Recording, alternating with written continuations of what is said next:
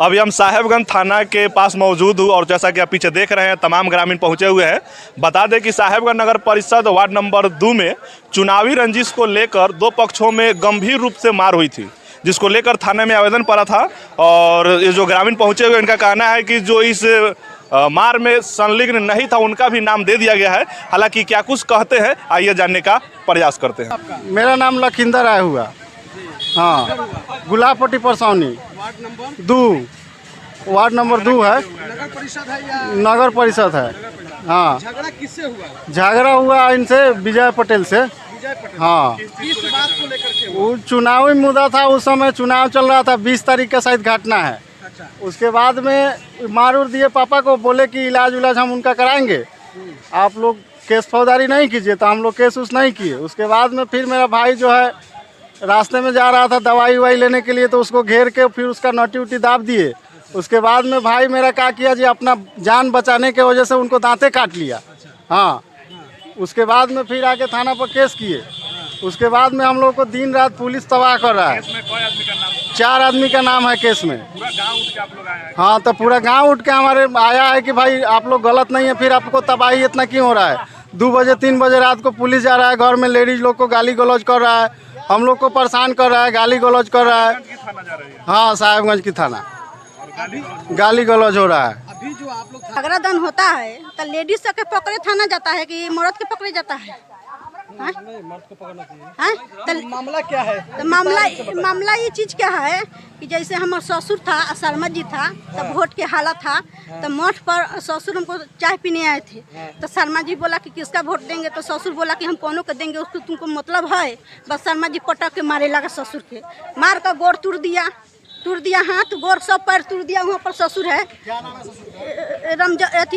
परमेश्वर है। आपका क्या नाम है?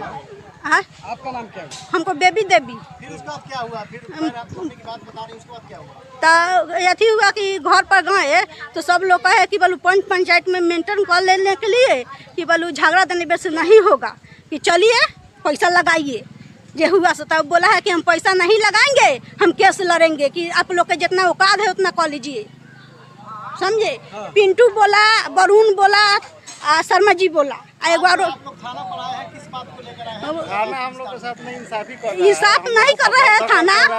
सुनिए, बूढ़ आदमी का गोड़ तोड़ दिए और रात को जाता है पुलिस पकड़े लेडीज को, तो क्या करेंगे हम लोग? क्या मांग करते हैं प्रशासन से आप? हाँ?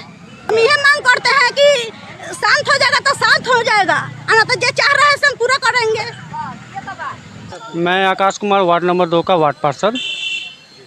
ये मामला जो है, किस मामले को लेकर के आज इतनी बड़ी संख्या में आप लोग थाना परिसर में? देखिए, ये घटना पिछले चुनाव के मुद्दा से ही रिलेटेड है। तो चुनाव से इन लोग ये मुद्दे को लेके आपस में ये इन लोग लड़ रहे हैं, जबकि ये जो लड़ाई है चुनावी मुद्दा का नहीं है, ये इन लोग की आपसी लड़ाई है।